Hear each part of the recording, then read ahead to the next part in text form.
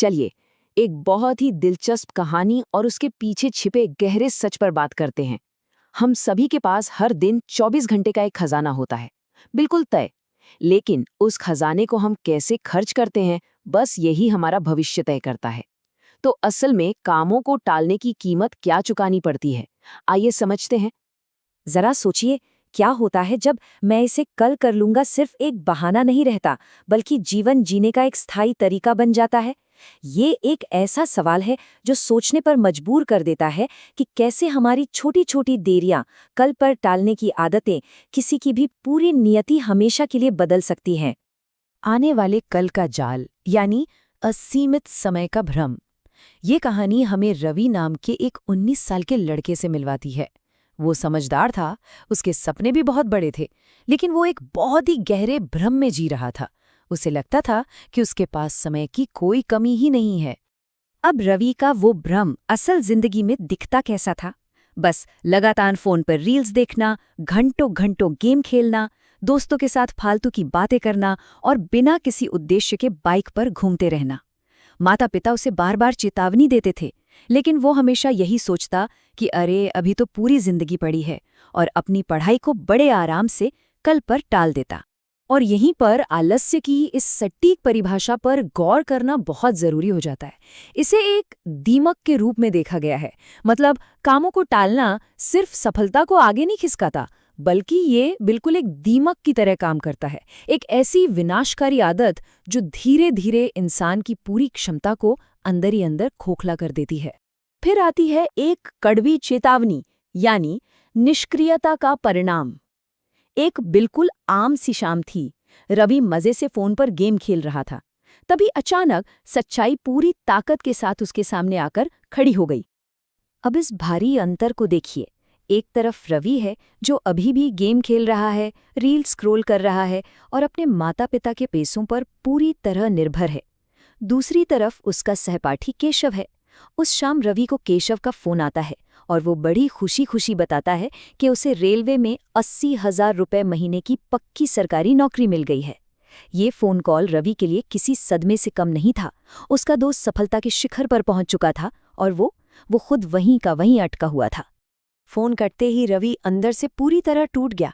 शीशे में खुद को देखकर उसके मन से बस एक ही सवाल निकला, मैं हमेशा पीछे क्यों रह जाता हूं? मैं आखिर कर क्या रहा हूं? इसी जबरदस्त मानसिक उथल-पुथल ने उसे शांति की तलाश में घर से बाहर भटकने पर मजबूर कर दिया, जहां उसकी मुलाकात एक पेड़ के नीचे ध्यान में बैठे एक बौद्ध भिक्षु से हुई। खोए हुए सोने की कहानी और भिक्षु का गहरा सबक। पूरी तरह से हताश और हार चुके रवि ने उस बौद्ध भिक्षु से मदद मांगी, और इसके जवाब में भिक्षु ने उसे एक ऐसी कहानी सुनाई जिसमें जीवन का सबसे बड़ा सच छिपा हुआ था। भिक्षु के इन शब्दों पर जरा ध्यान दीजिए, दुश्मन बाहर नहीं, तुम्हारे अंदर है।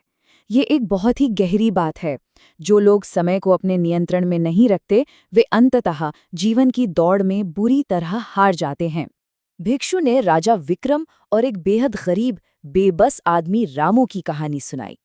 उस दयालु राजा ने रामू को अपनी किस्मत बदलने के लिए पूरे 1 दिन का समय दिया। शर्त बस इतनी थी कि सूर्यास्त होने तक वो महल के खजाने से जितना चाहे उतना सोना ले जा सकता था। तो रामू ने उस सुनहरे अवसर का क्या किया?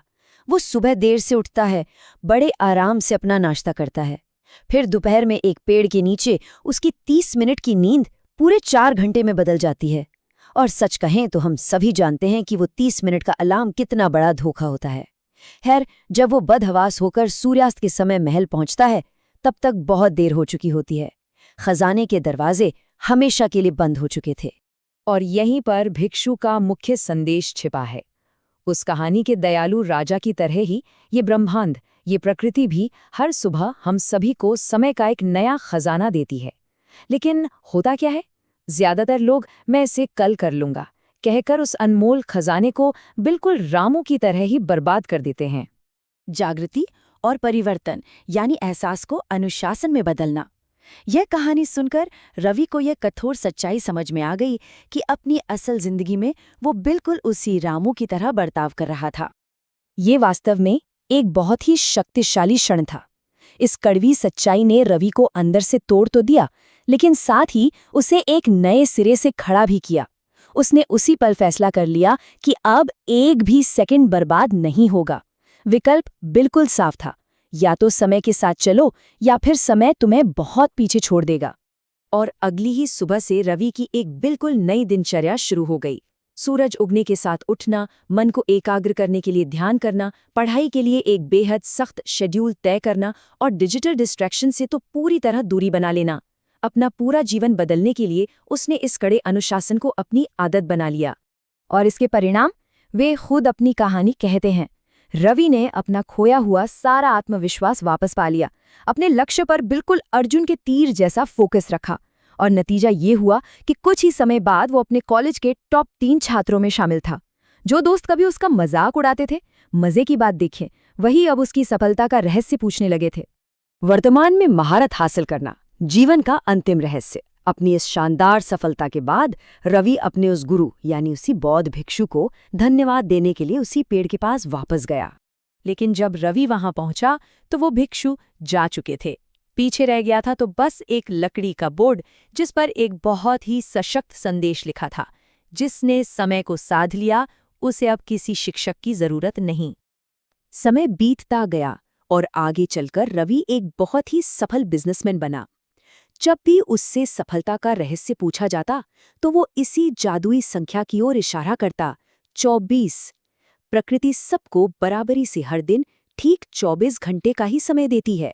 असली फर्क सिर्फ इस बात से पड़ता है कि कौन इसका सही उपयोग कर रहा है।